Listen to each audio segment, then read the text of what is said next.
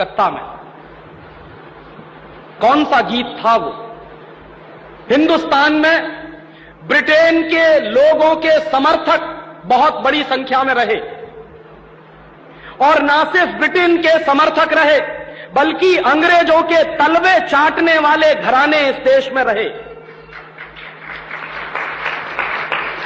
अंग्रेजों की जी हजूरी करने वाले घराने इस देश में रहे और जिन खानदानों ने अंग्रेजों के जितने ज्यादा तलवे चाटे उन्हीं खानदानों का नाम इस देश में गर्व से लेते हैं लोग।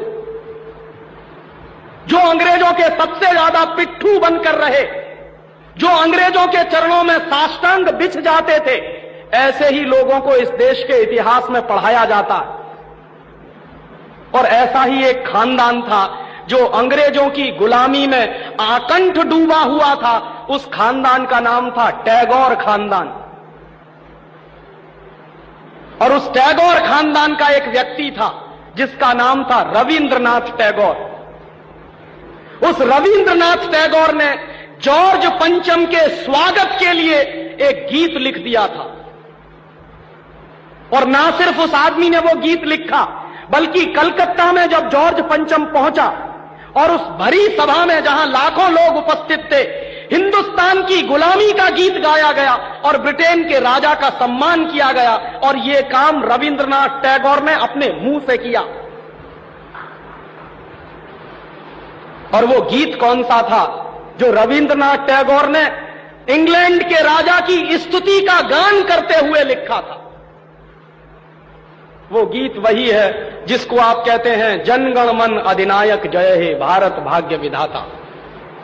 बहुत शर्म आती है मेरे जैसे आदमी को जब वो गीत गाने के लिए कोई मुझे कहता है कि ये गाओ। क्यों गाएं उस गीत को? रविन्द्रनाथ टैगोर तो चापलूसी करते थे अंग्रेजों की। रविन्द्रनाथ टैगोर तो चाटुकार थे अंग्रेजों के।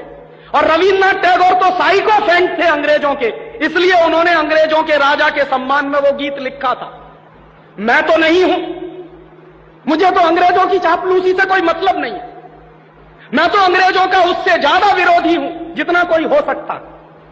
लेकिन मेरे आजाद देश में उस गीत को बार बार गवाया जाए, यह मेरा राष्ट्रीय अपमान का प्रश्न है। और जिस गीत को अंग्रेजों के राजा जॉर्ज पंचम के स्वागत में गाया था रविन्द्रनाथ टैगोर ने, वही गीत 5 दिन पहले दिल्ली के एयरपोर्ट पर गाया गया महारानी के सम्मान में। आपने कभी ध्यान दिया है उस गीत के शब्द क्या हैं और उन शब्दों का मतलब क्या है? जनगण मन अधिनायक जय हे, हिंदुस्तान की जनता के मनों के अधिनायक तुम्हारी जय हो, ये मतलब है। जनगण मन अधिनायक जय है माने जॉर्ज पंचम तुम हिंदुस्तान की जनता के मनों के, जनता के गणों के अधिनायक हो, सुपर बॉस हो, इसलिए तुम्हारी जय हो। ये रविन्द्रनाथ टैगोर गा रहे हैं। भला इससे ज्यादा चाटुकारिता का दूसरा कोई प्रमाण मिल सकता? इससे ज्यादा साइकोफेंसी का दूसरा कोई प्रमाण आपको मिल सकता? और दूसरी लाइन है जनगण मन अधिनायक जय है भारत भाग्य विधाता, माने तुम भारत के भाग्य विधाता हो, माने हमारा भाग्य तुम लिख रहे हो। यह तो कोई भगवान से भी नहीं कहता है। लेकिन रविन्द्रनाथ टैगोर ने तो हिंदुस्तान के साम्राज्यवादी राजा का प्रतीक जो जॉर्ज पंचम था उसको भगवान से भी ऊपर रख दिया था कि तुम तो भारत के भाग्य विधाता हो। पंजाब सिंध गुजरात मराठा द्राविड़ उत्कल बंग विंध्य हिमाचल यमुना गंगा उच्छल जलधि तिरंग, तब शुभ नामे जागे तब शुभ आशीष मांगे। माने पंजाब सिंध गुजरात मराठा द्राविड़ उत्कल बंग ये सारा हिंदुस्तानी इलाका तुम्हारे लिए आशीष मांग रहा है, तब शुभ आशीष मांगे।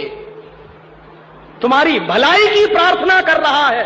ये पूरा हिंदुस्तान जो अंग्रेजों की गुलामी में सिसक रहा था उसको रविन्द्रनाथ टैगोर लिख रहे हैं कि ये सारा का सारा हिंदुस्तान तुम्हारे लिए आशीष मांग रहा है, तब शुभ आशीष मांगे।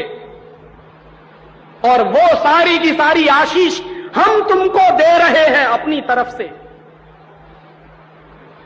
और अंत में जनगण मंगलदायक जय हे भारत भाग्य विधाता, वही भारत के भाग्य विधाता तुम्हारा मंगल हो, तुम्हारा कल्याण हो।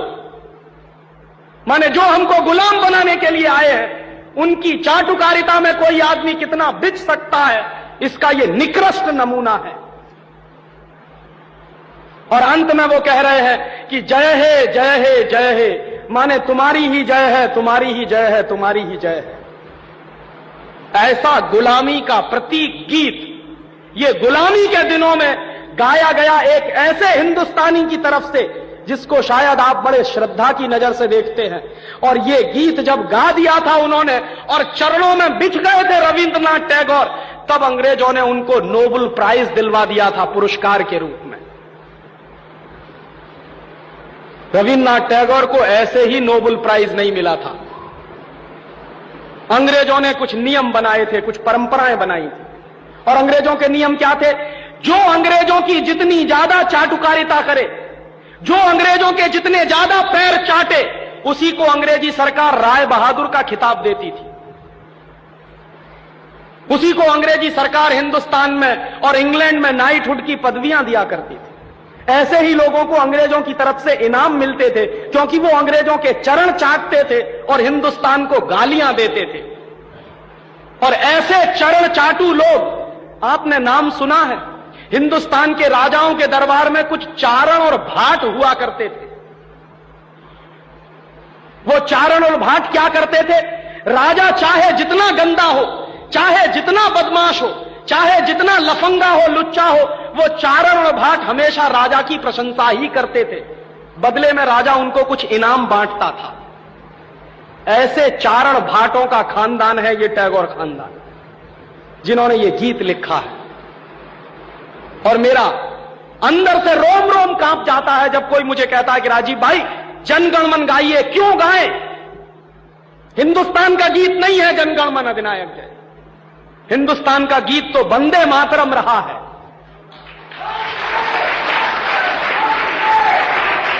और यह वंदे मातरम जैसा गीत जो हिंदुस्तान की आजादी की लड़ाई का प्रतीक था, जो हिंदुस्तान के लोगों में खून में जोश भरने का काम करता था, उस वंदे मातरम जैसे गीत को हिंदुस्तान में राष्ट्रीय गीत का दर्जा दिलवाने में 50 साल लग गया हमको, अब जाके हुआ है।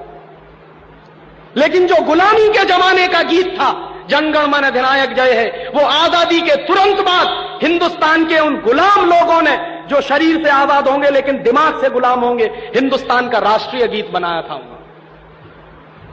और आप में से बहुत कम लोग जानते होंगे कि कांग्रेस के 2 अधिवेशन हुए थे, जिन दोनों अधिवेशनों में यह फैसला हुआ था सर्वसम्मति से कि हिंदुस्तान की आजादी के बाद जनगण मन हमारा राष्ट्रीय गीत नहीं रहेगा। यह फैसला हुआ था कांग्रेस की समिति में। लेकिन उन्हीं कांग्रेस के लुच्चे नेताओं ने आजादी के बाद उसी को अपने देश का राष्ट्रीय गीत घोषित करवा दिया। इससे ज्यादा शर्म की दूसरी बात कोई हो नहीं सकती।